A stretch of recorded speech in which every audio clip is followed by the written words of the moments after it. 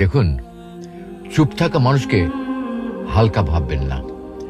চুপ থাকা মানুষকে খুব সহজেই ভুল বোঝা যায়। তারা চেঁচায় না, তারা দেখাতে যায় না, তারা কাউকে বোঝানোর চেষ্টাও করে না, কিন্তু সেটাই তাদের সবচেয়ে বড় শক্তি। এরা নীরব হয়, কিন্তু দুর্বল ভাববেন না, মোটেই তারা দুর্বল নয়। এই মানুষগুলো সবসময় দূর থেকে দেখে, বোঝে, বিশ্লেষণ করে, তারপরে মনে মনে সব হিসাব মিলিয়ে নেয়, কিন্তু কখনো কাউকে কিছু বলে না। কারণ তারা জানে চুপ থাকা মানে হেরে যাওয়া নয়, চুপ থাকা মানে সঠিক সময়ের জন্য অপেক্ষা করা। চুপ থাকা মানুষগুলো দেখাচ্ছে অনেক বেশি বোঝে, তাদের চোখের কোনো শব্দ নেই, কিন্তু তাদের নীরবতা হাজার কথা বলে।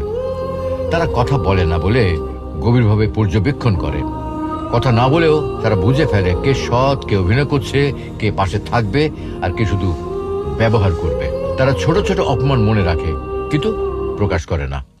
তারা ঝগড়া করে না, তর্কে নামে না, কারণ তারা জানে মুখে জেতা যায় না, জেতা যায় প্রমাণ দিয়ে, সময় দিয়ে। তারা সব হিসাব চুপচাপ মনে মনে মিলিয়ে নেয়। কোন মানুষের মুখে হাসি আছে আর কোন মানুষের মনে বিষ আছে ওরা খুব সহজে বুঝে ফেলে, কিন্তু বলে না, শুধু নীরবে এগিয়ে যায়। তারা নিজেদের লড়াই নিজেরাই লড়ে। কেউ পাশে না থাকলেও তারা থেমে যায় না। হয়তো রাতের পর রাত কেঁদেছে, কিন্তু ভোরের আলো উঠলে আবার উঠে দাঁড়িয়েছে। কেউ দেখেও না, কেউ জানেও না, কিন্তু এভাবেই ওরা নিজের যুদ্ধ জিতে নেয়। তারা সক্ষমতার মাধ্যমে সব প্রশ্নের জবাব দেয়। কথায় নয়, উচ্চস্বরে প্রতিবাদ নয়, শুধু সফলতার ফলাফলই হলো আসল প্রতিবাদ।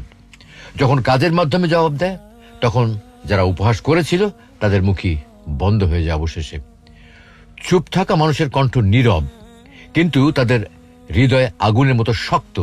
তারা কারো সহানুভূতি চায় না, তারা কারো করুণা চায় না। তারা কি চায় জানেন? শুধু চায় নিজের শক্তিকে একদিন প্রমাণ করতে। আপনি যদি এমন একজন মানুষ হন, তাহলে মনে রাখবেন আপনার নীরবতাই আপনার শক্তি। একদিন এই নীরবতাই আপনার পক্ষ থেকে কথা বলবে, আর পুরো পৃথিবী সেটা শুনবে। চুপ থেকেও পৃথিবী বদলানো যায়।